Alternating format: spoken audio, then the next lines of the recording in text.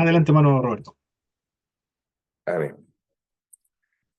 Eh, bueno, en este caso le voy a presentar acerca del libro de la Trinidad en el Nuevo Testamento del autor Arthur Weintraub, eh, en la página 37 hasta la 45, ¿ya? Este autor es nacido en Inglaterra, ¿ya? Y es pastor metodista en Inglaterra, ¿ya? Fallecido sí en el año 2019. Eh, ¿Qué hay en este libro? La idea de esta presentación es indicar acerca de los indicios que había de la pluralidad en el Nuevo Testamento acerca de la Trinidad, ya y acerca de su influencia, ¿ya? ¿Por qué es importante conocer acerca de esto? Eh, eh, ahí sí, ya, cambié la pantalla. Eh, Dado que en nuestra fe actual es importante entender cómo fue siendo concebido la doctrina de la Trinidad, ya dado que hoy en día nos encontramos con muchas herejías que también la contrarían, ¿ya? Y nosotros como cristianos debemos defender también la Trinidad, ¿ya? En cuanto a lo que desarrolla el autor, él indica si acerca los judíos en la antigüedad, ellos estaban preparados para aceptar la pluralidad del Dios de a quienes ellos concebían. Y si también acaso era evidente que estaba escrito en la Biblia, pero ellos no lo querían aceptar, ¿ya? El autor empieza desarrollando algunos versículos en los que encuentra, por ejemplo, los que están en Génesis 1:26, donde dice que Dios dijo, hagamos al hombre a nuestra imagen, conforme a nuestra semejanza, ¿ya? En otro versículo que indica en el 3:22, dice, y dijo Jehová Dios, he aquí el hombre es como uno de nosotros, indicando de que no era solamente Dios, sino que había alguien más en esa pluralidad. En Génesis 11:7 también indica y dice, ahora pues, descendamos y confundamos allí su lengua, indicando también que había una pluralidad. Y por último también hay un versículo que indica el autor, que está en Isaías 6:8, donde dice, después oí la voz del Señor que decía, ¿a quién enviaré y quién irá por nosotros? Indicando también una pluralidad. Sin embargo, los judíos en aquel tiempo daban distintas explicaciones para estos versículos, ¿ya? Dado que ellos en su doctrina fundamental, ellos eran totalmente unicitarios de que solamente existía un Dios y no era un Dios en tres personas como lo creemos nosotros. Ya una de esas explicaciones era que en estos versículos se utilizaba el plural majestático, ya al igual como lo utilizaban los musulmanes para indicar que en ese plural, cuando Dios hablaba de nosotros, indicaba en un sentido como de majestad, ya en el sentido como hasta hoy en día utilizan los gobiernos, los reyes, para indicar de que son varias personas las que están tras de él, ya por eso dice hagamos, como refiriéndose a una nación, ya. También el libro de Jubileos, que también es un libro que para nosotros es apócrifo, pero le intenta interpretar lo que es el Antiguo Testamento. En este caso, ellos prescinden de algunos versículos o bien están modificados, ¿ya? Y también el libro de los jubileos, en el versículo en particular de la Torre de Babel, indica de que cuando dice bajamos y descendamos y confundamos allí las lenguas, se refiere a los ángeles, ¿ya? Otra explicación la da Filón de Alejandría, ¿ya? Quien también tenía una filosofía que era helenística, ya por lo tanto él mezclaba lo que era el judaísmo con la filosofía griega, ya, y él lo que decía es que estos también se refiere a los poderes subordinados de Dios, ya, porque él también lo veía desde un punto de vista griego, ya. Otra explicación que también da el Talmud, ya que es una recopilación de narraciones, de leyes y de parábolas que fue desarrollado en el siglo tercero al siglo quinto, dice que esto pudo haber sido influenciado o era su espíritu, ¿ya? A lo que se refiere Dios cuando dice hagamos, ¿ya? Otra explicación que también da, que lo da el Targum, el palestino, en el Onkelos, que dice que Dios también se dirige a los ángeles cuando hablan estos versículos de descendamos, o que el hombre sea como uno de nosotros, o que sea imagen y semejanza nuestra, ¿ya? A eso se refiere el Targum. Y por otra parte, el Targum, que también era una interpretación de los rabinos, ¿ya? desarrollado en los primeros siglos de la era actual. También ellos eliminaban, por ejemplo, lo que era Isaías 6:8, donde indica que a quién enviaré y quién irá por nosotros. También modifican esos textos. Y por otra parte, eh, también donde indica que el Targum indica que habían, cuando se refiere a la narración, cuando llegaban los tres ángeles donde Abraham, ellos se refieren a que eran tres ángeles, ¿ya? Y lo interpretaban de esa manera, también indicando que eran misiones únicas que ellos tenían. Por ejemplo, en el caso de un ángel decía que Sara le enviaba a anunciar el nacimiento de Sara, por otra parte a librar a Lot, y la otra que era destruir a Sodoma. Por lo tanto, hacía como una, una misión que tenía cada ángel, porque ellos tenían el sentido de que Dios no podía castigar, ¿ya? Entonces, de esa forma como que trascendían a Dios y hacían ver de que eran ángeles, ¿ya?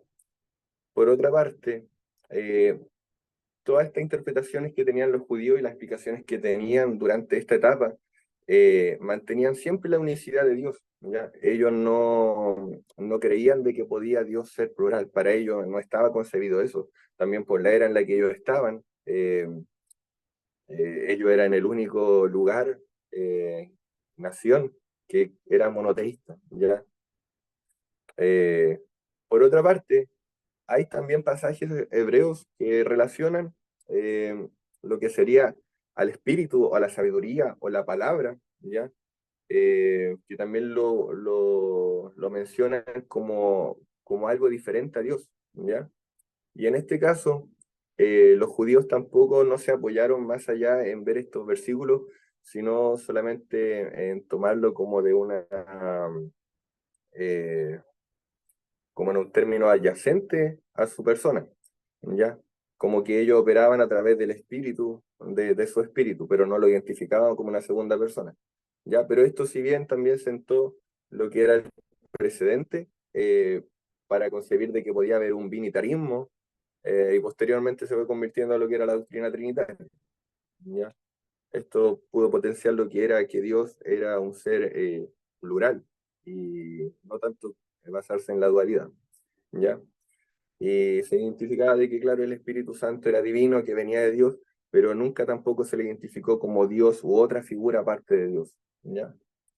Eh, por otra parte, eh, también se indica que el judaísmo, en este caso, nunca consideró lo que sería a Dios mismo como lo explicaba una persona trina, ¿ya? Sin embargo, en el Nuevo Testamento, para ir continuando, a Cristo se le menciona como un agente de creación, pero el Nuevo Testamento nunca se basó en estos versículos que mencionamos anteriormente de Génesis o de Isaías para respaldar la pluralidad de Dios, ¿ya? Solamente mencionaba estos versículos para indicar acerca del carácter de Cristo, pero no para aseverar acerca de la pluralidad de Dios, que bien lo pudo haber hecho, ¿ya? Siendo los primeros autores cristianos, por ejemplo, fue Ireneo de Lyon, el que empezó a formular un poco lo que era la Trinidad, que decía que Dios tenía en sus dos manos, uno el Hijo y el otro el Espíritu Santo. Posteriormente, después, estuvo Justino Mártir y Orígenes, que también dieron una cristología acerca de quiénes podían ser esos tres seres que se le presentaron a Abraham, que decían que uno eran Cristo y los otros los dos ángeles, y también ellos decían de que cuando se le apareció a Lot, uno era Cristo y otro era el Espíritu Santo. Y ahí se empezó recién a desarrollar lo que es la época trinitaria, ¿ya? Y después con Ambrosio y Agustín, Ambrosio era estudiante de Agustín, también él empezó a desarrollar más lo que era la Trinidad, ¿ya? Sin embargo, no hay ninguna evidencia histórica para aseverar que los cristianos de los primeros siglos tenían prueba, habían desarrollado lo que era la Trinidad, y mucho menos lo que sería en el judaísmo en el Antiguo Testamento, ya que recién en el siglo tercero, en el Concilio de Nicea, y posteriormente en el Concilio de Constantinopla, donde se formuló bien lo que es la doctrina de la Trinidad, ¿ya? Por tanto, eh, para ir finalizando esta presentación, creo que este texto es bastante crítico y neutral en su forma de poder argumentar lo que sería cómo se fue desarrollando la doctrina, ¿ya? Y también entiendo y puedo ver de que hubiera sido muy contrario de que un judío en el Antiguo Testamento pudiera creer que existía una pluralidad de Dios o una Trinidad, siendo de que Dios siempre destacó su carácter unitario, ya en contraposición a lo que creían las demás naciones, ya que eran politeístas, ¿ya? Eh, También creo de que ellos no contaban en ese tiempo con la revelación completa, la revelación especial, la revelación encarnacional de Jesucristo para ellos poder haber creído en lo que era una Trinidad. Ya, por lo tanto, también me parece muy lógico al descubrir en este texto que en realidad la pluralidad de Dios no se haya presentado en el Antiguo Testamento porque aún no estaba completo lo que era la revelación especial de Dios. ¿Ya? En cuanto a la debilidad de este texto, creo, o al menos en lo que pude leer, creo que también pudo haber sido mencionado otros aspectos que están identificados en el Antiguo Testamento, donde se identifica la pluralidad de Dios, por ejemplo, cuando se dice que es Elohim y no Eloah, ya donde le identifica como plural y después como singular, o en el Shema Yisrael, donde indica que Elohim Eloheinu, Elohim Echad, dice que uno es, pero siendo este un sentido compuesto y no un sentido absoluto, ¿ya? Que eso tampoco no se mencionó, siendo que son textos que eh, los judíos en aquel tiempo pudieron haber tenido ciertas diferencias o ciertas interpretaciones que ellos mismos hayan podido cuestionar de por qué estaban escritas así, ¿ya? O también acerca de algunas teofanías de Dios como son que se le aparece el ángel de Jehová. Por otra parte, hay también textos, ya por ejemplo, el texto que está en Zacarías 2:10 al 11 que dice, canta y alégrate, hija de Sión, porque aquí vengo y moraré en medio de ti, ha dicho Jehová. Y al morar, en este versículo se refiere también a Cristo. Y entonces dice, Dios va a estar morando en el pueblo, ya que también es un versículo que hace referencia a lo que sería la Trinidad de Dios. ¿Ya? Pero en cuanto a punto en desacuerdo o en acuerdo, no tendría alguna variación, en mi propia opinión, dado que son argumentos históricos, ¿ya? Y son argumentos evidenciales, y por lo tanto, en cuanto al argumento histórico, uno no puede tener un punto en desacuerdo o de acuerdo, ¿ya? Y en cuanto a la utilidad, yo creo que es muy necesario entender cómo la Trinidad se ha ido efectuando a través del tiempo para que nosotros podamos hacer una buena apologética de nuestra doctrina y también esto nos permite entender de que la revelación del Señor ha sido a través del tiempo, como lo decía, continua. Por ejemplo, en el nuevo pacto indica que ya no es ojo por ojos, ni diente por diente, sino que el Señor nos enseña a que no resistamos a aquellos que nos hagan daño. Entonces, siendo así una revelación de la ley a la gracia, también pudo haber sido una revelación especial continua acerca de quién es la persona de Dios en el Nuevo Testamento. Y sin Cristo, ni su crucifixión, ni su resurrección, hubiera sido imposible mantener una postura acerca de esa Trinidad tan perfecta. ¿Ya? Por lo tanto, concluyendo con esto, me pareció un texto muy bueno, ¿ya? Donde también pude aprender más acerca de la Trinidad de Dios y también acerca de su desarrollo y también resolver algunas preguntas que yo también tenía en mi caminar respecto a la Trinidad de Dios. Esa es mi presentación, hermano Paulo.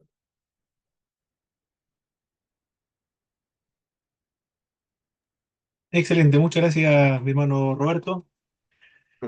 ¿Usted recomendaría esta materia, este ramo, curso de Teología Sistemática 1? ¿Por qué Por lo supuesto. recomendaría? Lo recomendaría? ¿Cuál es la utilidad de esta materia? Porque los hermanos, principalmente de nuestras iglesias que son pentecostales, no consideran importante la teología sistemática. Creo que la teología sistemática permite ordenar la doctrina bíblica de una forma, como bien lo dice su nombre, sistemática, para que uno lo pueda entender de una forma mucho más clara, ¿ya? Y creo que en este tiempo donde hay tanta doctrina rara o donde también nos falta crecimiento en cuanto al conocimiento en iglesia, es muy importante poder aprender, por ejemplo, este ramo como lo es teología sistemática, donde no solamente se analizan estas doctrinas, sino es el todo de la Biblia. Así que muy recomendado este ramo. Perfecto, hermano Roberto. Muchas gracias.